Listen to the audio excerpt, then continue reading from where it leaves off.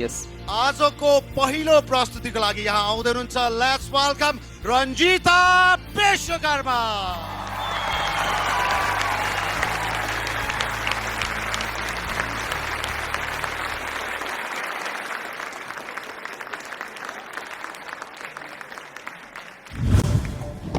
नमस्कार के छ रुन पुग्यो रुन पुग्यो पुग्यो के अझै रुनु नरुनु धेरै रोको भएर अनि त्यो बाँसुरी पनि बजाइरहेको थियो पछाडि होइन हाम्रो म्युजिसियनले अनि मैले गीत पनि मलाई बाँसुरीले रुवायो भन्ने दिएछ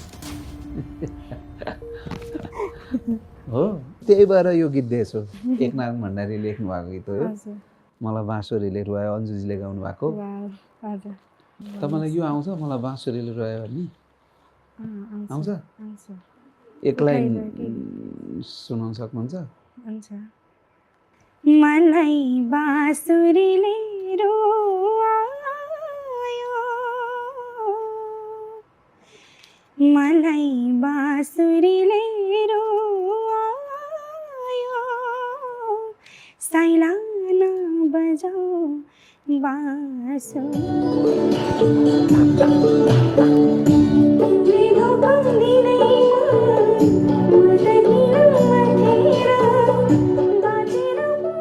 राम्रो छ गीत चाहिँ मैले सोचेको जस्तो पनि परेको छैन नसोचेको जस्तो पनि परेको छैन ठ्याक्क बिच लेभलको परेको छ त्यस कारणले कन्फिडेन्स राम्रै छ राम्रो भएको छ प्र्याक्टिस पनि अझै अगाडि पनि राम्रो हुनेछ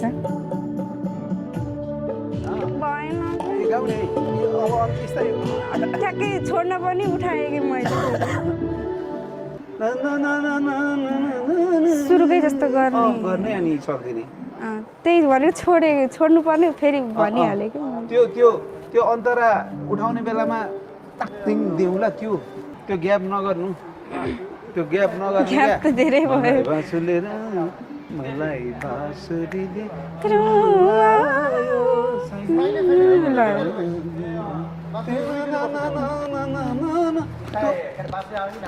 मलाई बाँसुरीले गरेपछि ब्रिज नगर्ने बाँसुरी नआउने आइजाने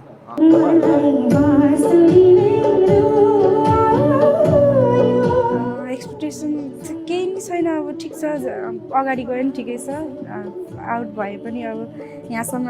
आउँछु भनेर सोचे पनि थिइनँ अब अडियन्सबाट आइराख्दाखेरि जहिले पनि योभन्दा अगाडि के होला भन्दा भन्दै मेरो चाहिँ यात्रा